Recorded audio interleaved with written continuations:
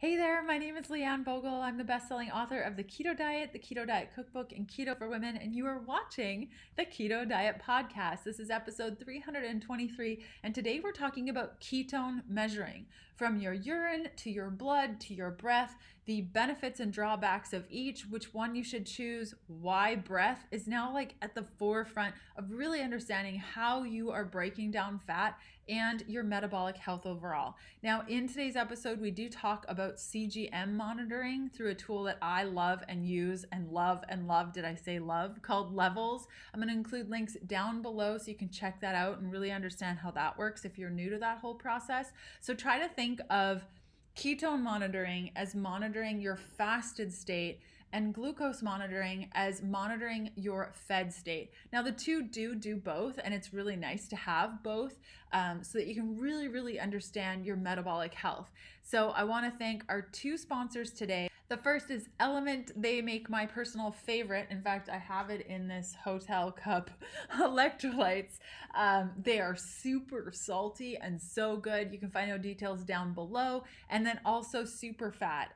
They make delicious nut butter packets with some pretty unique ingredients, including like full-on macadamia, and they also use a sunflower protein that's delicious. So you guys can find out more down below on those fat packs that I really enjoy. Okay, without further ado, let's get to today's interview. Hi, Jim. How are you doing today? Hello, Leanne. Thank you for having me. Yeah, thank you so much for being here. Oh my goodness, we have so much ground to cover. You're brilliant. You have a great tool that I know very little about, so I'm going to be asking you super basic questions. Are you ready? I am ready. Well, starting off with, how did you get into doing this? So I have a background in respiratory diagnostics with a larger company, and then I was in the venture space, and this was brought to my attention that a couple guys had cracked the code on being able to grab a certain part of your breath and measure it, and that's a requirement for an accurate measurement. So I have a ketotic household. My wife was a cancer survivor. I had major inflammation issues, and we both use blood measurements, and we recognize that one measurement a day is not very reflective of our ketosis journey based on what we ate. So I heard about the technology. I met the team that was building it really for the clinical space. And then I joined the company, and I fell in love with the tech and fell in love with the group, and we built the company around it here in St. Louis. That's how I That's got involved, amazing. trying to solve this problem of having kind of frictionless and frequent testing all day, very much like CGM is for glucose. Yeah, and that's something that I noticed, starting in the keto space in 2014, pricking my hand because I find the meaty part of the palm was better for me. So I'd be pricking my hand and I'd have all these bruises, and it was horrible to know how many ketones I had. But then it was really the only solution was to use blood. Can we talk a little bit Right. about the different ways to test your ketones and the Sure. benefits and drawbacks of each? Yeah. So, I would say the most simplistic way and cheapest way would be urine strips. Obviously, your body adapts to those after a couple of weeks, and you see those probably good for like the emergency department of the hospital, or a first timer that just wants to have some clue of your range. BHB, a capillary draw of blood, beta hydroxybutyrate, is a very good way to measure ketones as well. Now, it's not the gold standard for blood, actually. That would be a venous draw, and there's about a 20% difference based on published studies. So it's good, though, and that's what most people use for nutritional interventions. And it's cheap. It's cheap to get a device, and it's reliable. It's expensive when you use it over time, but that's a good option. Breath has been a real struggle in the past, and devices that have come out, none of those are clinical grade for a reason, and I'll get into that here in a moment. But essentially, we really targeted on the ability to have multiple tests per day. So if you can kind of follow the model of when someone's eating, then acetone fits in really well. I guess the ease of use is obviously the key thing there. and then having something that's highly accurate. So we've figured that out. The downside is there are other interference that can be in the breath too. So if you are drinking, for example, you definitely want to take a measurement before you go out and have a drink. So that's kind of a restriction you wouldn't have with blood typically. But those are kind of the different ways. But keep in mind that your body does not metabolize BHB. It metabolizes acetoacetate. And acetoacetate then, through waste goes out as acetone. So there's a really strong reflection of acetoacetate and acetone, whereas BHB, your body can adapt to over time as well. And you see Peter Attia and you see Don D'Agostino talking about that. And that's, subject for another probably full one of these shows too. But those are kind of the three options right there. Yeah. And something I noticed, like just to kind of summarize, when we first start the ketogenic diet, urine strips are a great option. They kind of give you an idea of what's going on. But then there comes this point where you wake up one day and all of a sudden it's not working. And so you kind of switch to the blood testing. And I've noticed over time, having been keto for quite some time, is that the ketones start to do some funky things the longer you're in ketosis, and it becomes less and less of an accurate tool. And so then, like any keto person who's been in the space for like more than a year, they're like, okay, well, what's this breath thing about? And I remember back in 2015, I got one of those breath sticks that connected to your computer. I can't even remember the brand. And you had to blow in it the exact same way, the same time.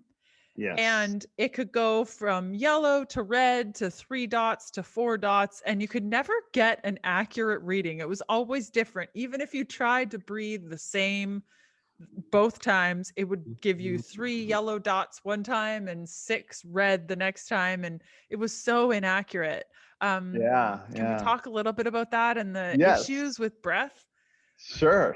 So, and this extends to really any type of device that is checking compounds in your breath. And that is super high level on the science side, is that your breath compounds are much, much more concentrated at the end of your breath, right? For most compounds. So what you were trying to do is game the system to get an end of breath measurements.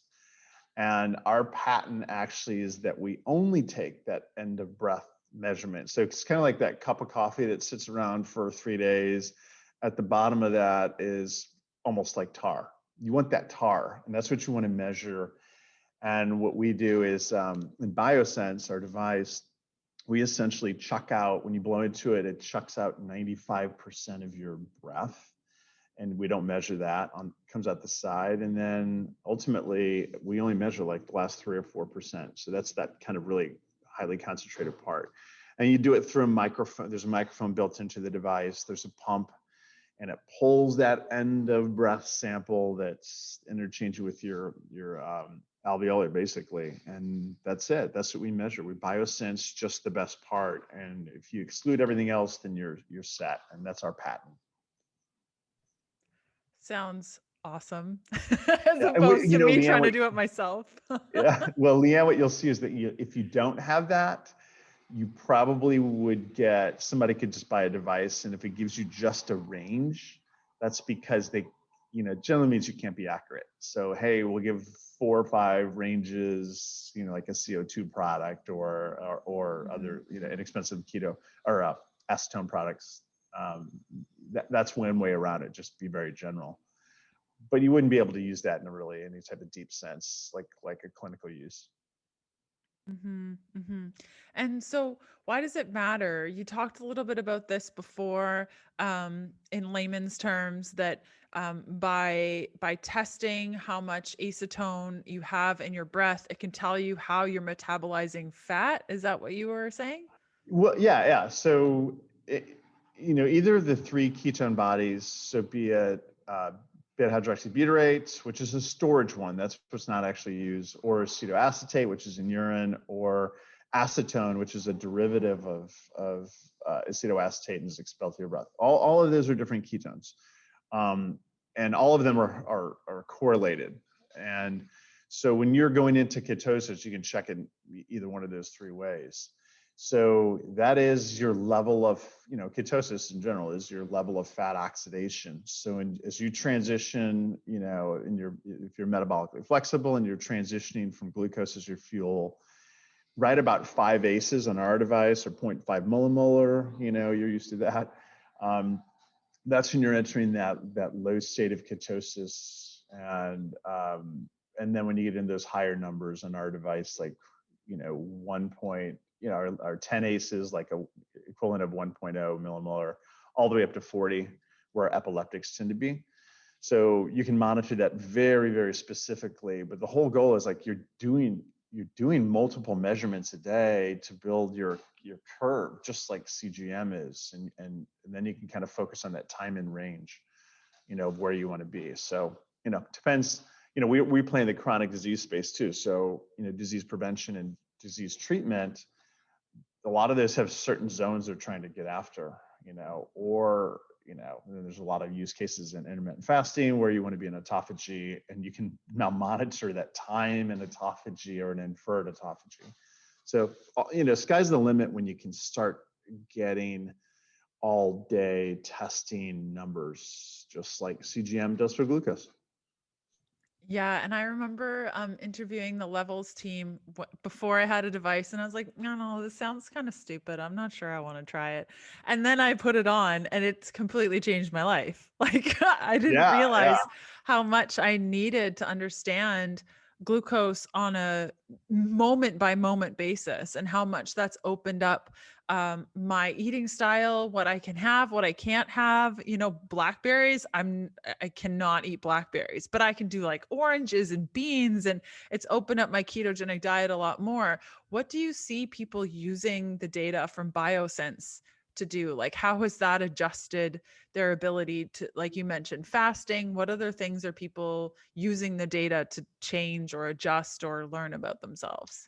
Right. So at a high level, it's behavior modification is generally enabled when you have, repetitive testing or the full picture. So whereas a blood measurement once a day is a snapshot, you're not going to get significant behavior modification in general unless you have the video. We provide the video much like CGM does. So CGM is giving you one side of the metabolic switch. So you understand your body's use of glucose as a fuel. When you switch into ketosis, probably the best way to look at this scientifically would be glucose is the fed state, while your fasted state is the other side of the metabolic switch, and that's going to be ketones.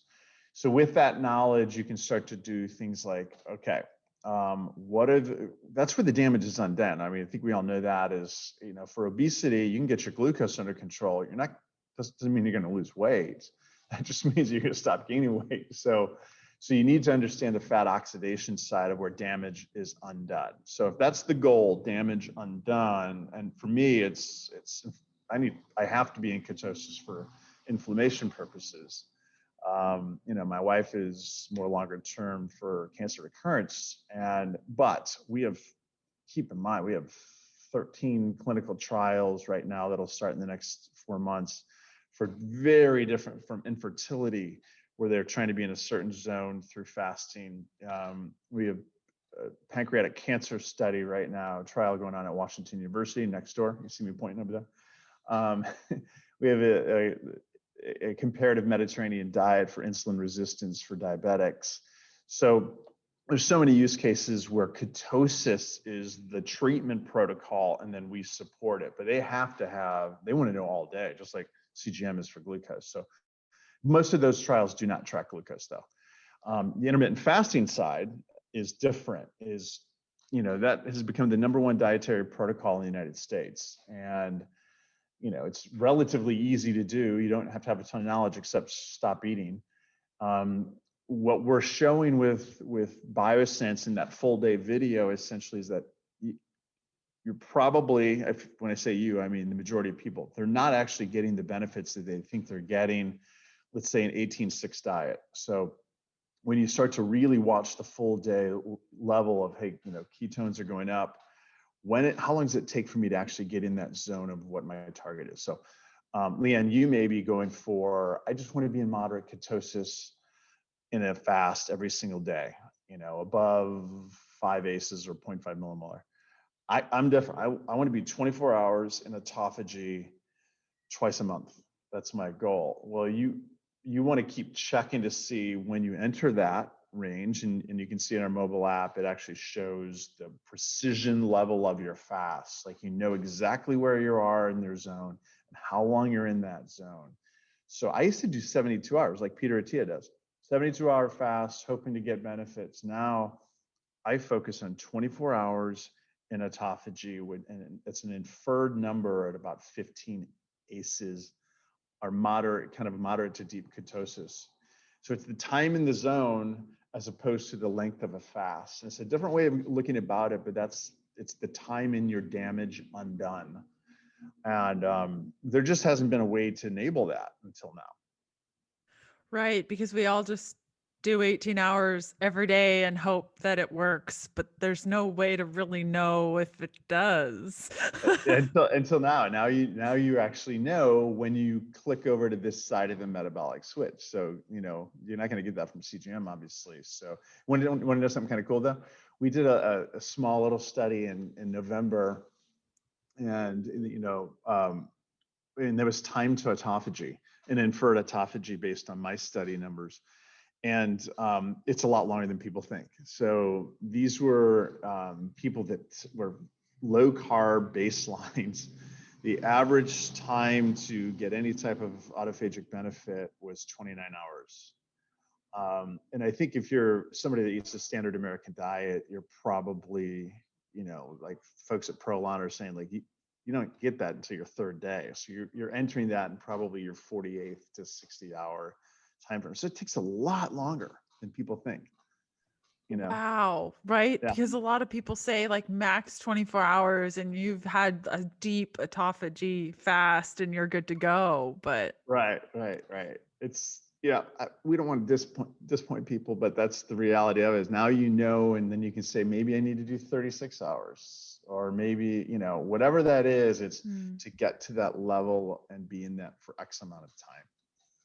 do you find that the results make you go a little bit more hardcore at it? Or do you find like it's just perhaps these 18-hour fasts that I'm doing daily aren't as beneficial as if I just do 1 week at 36 hours for one day, or that sort of thing?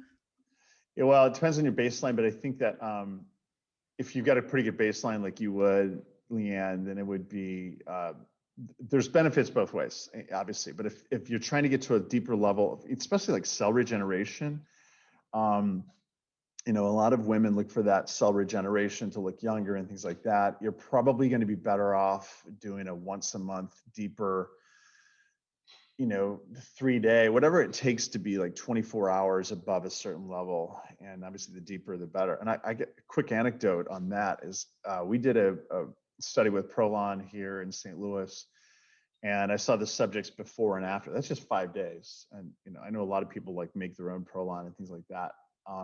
And we could track their time in autophagy is what they were trying to target, but inferred autophagy.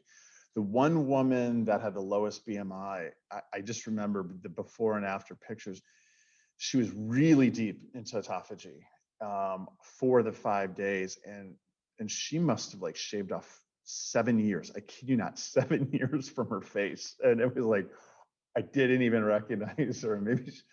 So the cell regeneration, at least in that part of her body, was really, really, really fast. She didn't lose any weight either. She had a low BMI, but she had really high levels that we can monitor.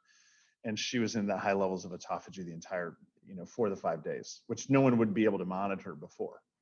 So it's really, really cool to validate whatever your protocol is. Completely, and stop guessing. I think that was the big thing also with levels when I started, closing that loop and understanding, okay, it's not just that one snapshot. I have a lot of that in our private Facebook group with our ladies. I think there's like over 10,000 women, and they're always like, well, my ketones are so low.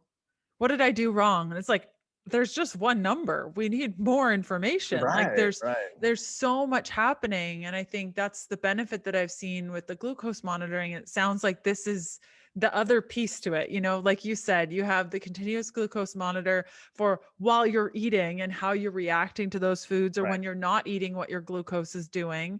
Because that's an issue that many women have found, is that their glucose is far too low and they're not eating enough and all those things. But it sounds like your tool then with Biosense bridges the gap within the time that you're not eating, and really how to Yeah. understand that.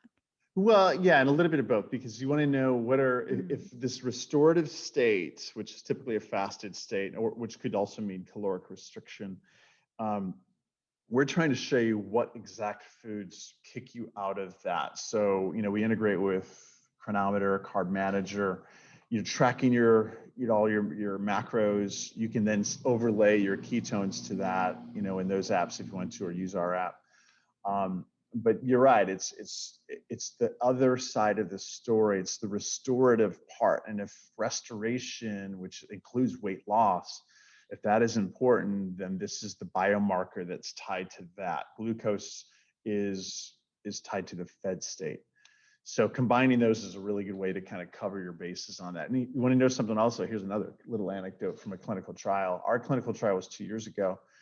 And we showed that a single ketone measurement, and the friend you're talking about there, a single ketone measurement in the morning was 50% off of a time-weighted ketone average for the day. So a single measurement's a really, really poor reflection. So even if you're pricking your finger, you probably need to do it at least 3 times a day when you do tests. Otherwise, you're just getting a snapshot of when you woke up. My wife used to do that. She'd wake up, take her measurement, and she'd have really high ketone levels. And then she's like, why am I gaining all of this weight back? And I was like, I think you're getting a false positive of ketosis because you've been fasting. You just woke up. You haven't eaten in 12 hours. So, and then she'd be kicked out of ketosis all day, but not even know it. So this tells the whole story.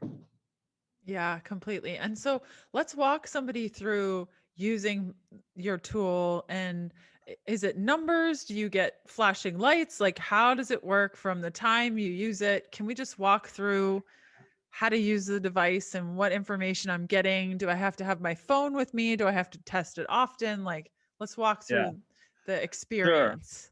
Okay, great. I just turned the device on too, so I'll take a measurement here in a second. So essentially, at a high level, you blow into the device probably 3 to 5 times a day. So typically, what we would recommend when you want to test, doesn't mean you want to do this all the time, but let's say I really want to understand my metabolism. I'm doing levels for glucose, and I want to understand this fasted state, or I want to know how long should I fast, as an example. So what we would do is recommend that, and you take a measurement typically in the morning, and then take one before meals. So maybe that's 3 meals, and then one before you go to bed, unless you drink, and then do that before you drink. So so that's what you would do, and then it builds that kind of area under the curve in our app. And for fasting, it actually will just plot on your fasting wheel. It's plotting your actual zones that you're in, so you don't have to guess anymore. And it's kind of cool because you may not need to fast as long as you are doing, or maybe more. It depends. But here's the device right here. It's handheld. In a video, it looks like it's probably flashing. It doesn't actually flash. And then you blow into it, and it gives you your measurements. Okay, and it's going to be 0 to 40 ACEs, and whereas 0 to 5 is pretty much your low ketone production, kind of like 0 to 5.5 millimolar, and then 15 ACEs, and that's our proprietary measurement. 15 ACEs is where you would actually start to see autophagic, evidence. And then you get up to like 40, and that's equivalent of 4 millimolar. So it's about 10 to 1. All right. And then you use your mobile app, and you can share it with a coach, like with one click, you can see your trend line and see, hey, this person between the last week, coaching sessions, they were compliant to what I'm telling them to. They're in ketosis the whole time. So no one's been able to really see that.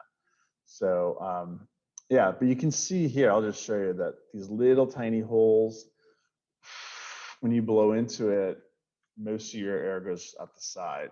And then that pump, I don't know if you heard that little That pump is actually pumping in the last bit of your lung sample into a chamber, and it biosenses your breath. That is fantastic. Yeah, Science. crazy, So cool. crazy. Yeah, it's hard to do. It's really, really hard to do. So this is the only clinical grade thing. And then, and then the key thing to understand is that, like, there's other devices that check CO2, for respiratory quotient. Those measure the equivalent of 0 to 5, like for metabolic flexibility, 0 to 5 on our device, and then they stop right there. So CO2, just so everybody knows, that flatlines when you go into ketosis. You get the same measurement no matter how deep you are. Whereas this just goes 0 to 40, that would be the equivalent of like our 0 to 5. So if you want to check ketosis levels, you need to check acetone. And so once you breathe into the device, that number then uploads to your phone automatically? Yeah. So it's Okay. Bluetooth enabled, so it builds your trend line in there. And kind of the cool thing is that the device is actually updated by the mobile app every time we make an adjustment and enhancements. Your device is actually automatically upgraded to, which is really rare for wearables or handheld devices. So it's kind of always getting better. Mm-hmm. And it's unlimited measurements, so you don't have to keep buying strips. Yeah, and you won't have bruises all over your hands. And people wondering if you do shots for other reasons. Exactly. It's so embarrassing. And so there have been a lot of breath monitors that I've tried. I can't remember. There was one where sometimes when you would walk by it, it was this device you sat on the table. Sometimes when you walk by it, I think it was a CO2 one, it would like go off. It's like, no, settle down. I'm not ready to do a test yet. You've mentioned a lot of clinical trials and approvals. Where are you seeing this going in relation to like Alzheimer's, type 2 diabetes? Like where is this being used in more of a clinical basis, or is it? It is, yeah. So you have to have, we have the only breath device that is backed by a clinical trial with data to substantiate use in a clinic. So our clinical trial was 2 years ago. That time-weighted ketone average I was talking about had a 83% correlation to beta hydroxybutyrate. Not that that's, beta hydroxybutyrate, as you know, is for like fasting, especially, you store less and less over time. But it's a good proxy. They're both good proxies. So that was our correlation, and that pretty much proved the clinical grade device. I mentioned all the clinical trials that we're involved with. We have a really interesting infertility one. We have several oncology ones. But in the clinic use right now, we have obviously type 2 diabetes reversal. This is used for obesity, prediabetes. We are embedded into the Bredesen protocol. You probably have some listeners that are licensed for that recode for Alzheimer's, early onset, as well as current Alzheimer's. So Biosense is embedded into that protocol, along with single shot BHB devices. We have really interesting Parkinson's trial coming up that we're really excited about. That has some promising early ways to look at ketosis and then check some things in your motor skills in the same kind of app. So the sky is really, really the limit. And 2 years ago, when I was aware of this technology, there were 83 clinical trials using ketosis as the therapy. It's 240, tripled in 3 years. So heart failure.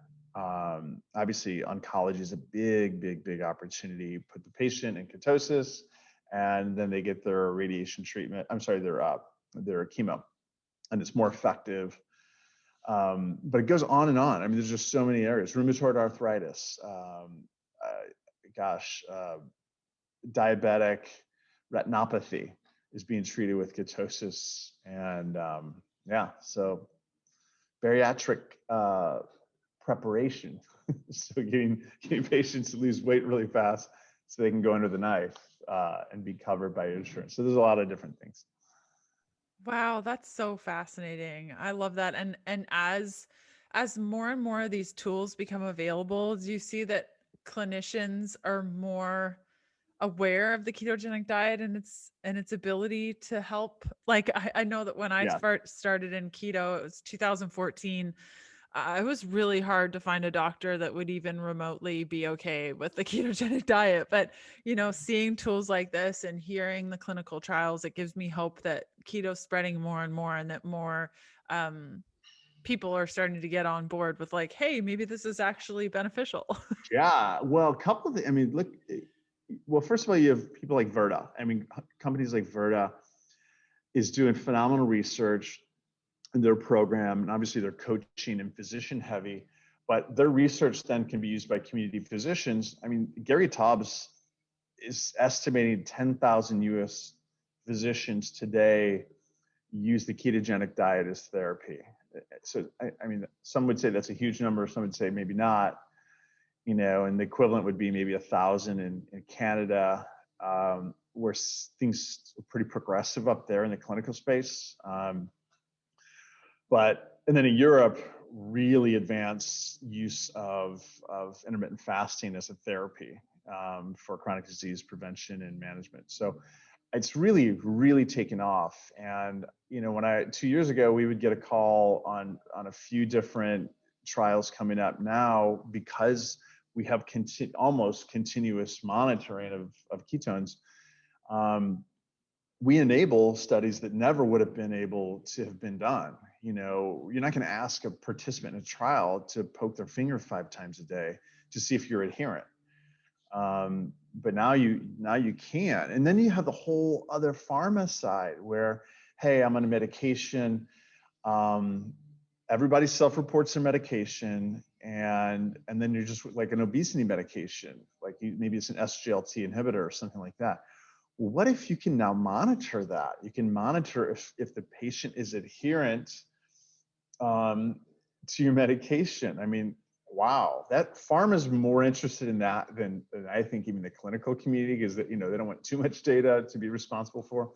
But it's a big deal now in pharma to have sensing technology to track adherence. Because adherence is horrible. It's horrible in the clinic, and it's horrible for pharma, and self-reported just doesn't work. Yeah, completely. Well, Jim, thank you so much for coming on the show today and sharing with us this awesome tool that I can't wait to use now. Yes, I think you have one on its way right now. So let me know how things go, and look forward to following up on your personal use and your listeners and readers and such. Yeah, So it's been really a completely. pleasure. And if those listening are like, hey, this sounds pretty cool, I want to check it out, we put together a link for listeners. You can go to healthfulpursuit.com/bio and use the code healthful to get $20 off. So I'll include those links in the show notes if you're like, what did she just say?